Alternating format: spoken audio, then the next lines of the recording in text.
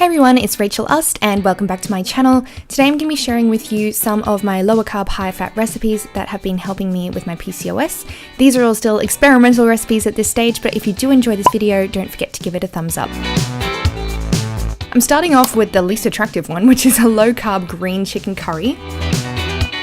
I'm taking half a head of cauliflower, I'm washing it, cutting it up and then popping it into a pot. And then I'm also going to add in 1 whole onion and 3 chicken breast fillets.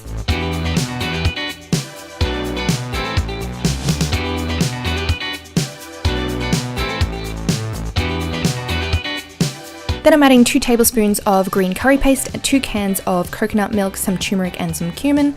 By the way, just a gentle reminder guys that not everyone follows the same sort of diet, so be respectful of other people's choices.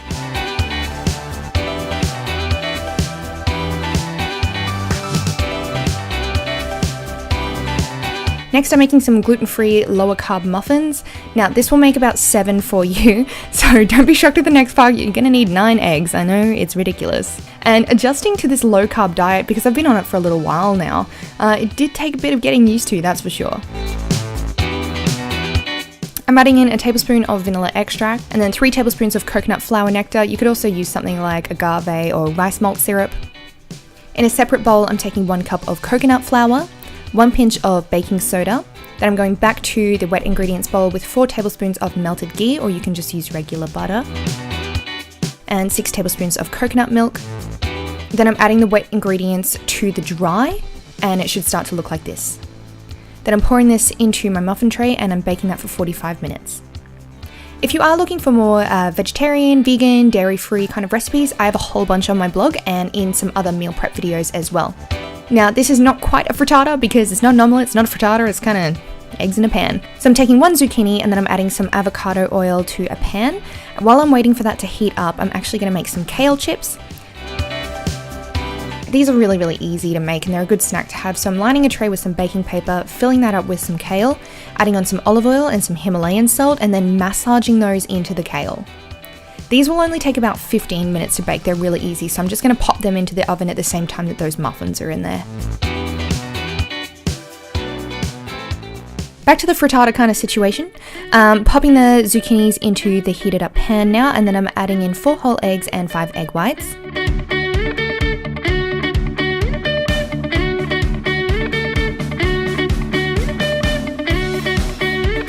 I'm also going to add in some kale, and this is that dairy-free cheese that we always use, even though the next recipe has feta in it. We don't normally eat too much dairy, but just a little bit in this salad here. So chicken, feta, and quinoa salad. We're starting off with 1.5 cups of washed quinoa with 3 cups of water. You want to double the water to quinoa ratio. I'm going to boil it with a lid on, and then I'm going to take the lid off and let it simmer. Now, I did this whole meal prep in 2 hours before I had to go out for a bunch of meetings, so I hope you guys can do it in that amount of time as well. By now the kale chips are ready, so I'm pulling them out of the oven and I'm just going to put them in some airtight containers.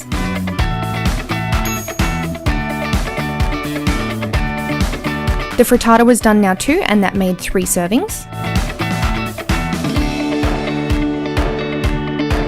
The muffins were also done, so I pulled them out of the oven. And the curry was done too. Back to the quinoa, I'm adding in 2 chicken breasts just diced up. And then I'm starting my next one, which is garlic prawn, asparagus and zoodles. So I took about 26 prawns, I just used that whole tray of them, and I added them to a pan with some olive oil and a whole head of garlic. And then I also added in these like smoked olive charcoal flakes as well, and then 8 spears of asparagus. I'm adding some pine nuts and some liquid aminos into the chicken salad dish. And then I'm going to boil a kettle to make the zoodles, so I took 3 zucchinis, sliced them up on a mandolin slicer. I couldn't find my spiralizer, so that's why I used this one. Add them to the boiling water. Then your chicken salad should be ready to serve up, so I'm taking some baby spinach leaves, and then I'm serving the quinoa and chicken into that. I'm also going to add a little bit of feta on top. You can use whatever alternative you like. Something with high fat like avocado would do really well as well. And then I'm adding some lemon to use as a dressing later on. I'm also making these kind of snack bags that I take to the gym with me. So that's a handful of almonds, a handful of pumpkin seeds, and some goji berries. The zoodle should be done by now. They take around 10 minutes or so sitting in the water. Strain them out. You might need to pat them dry a little bit and then you can serve them up. And that's it. I hope anyone else who has to follow a low carb diet like I have to do for my condition gets some inspiration from this. If you did enjoy the video, please don't forget to give it a thumbs up and subscribe to my channel if you're new. I'll catch you guys in my next video. Bye!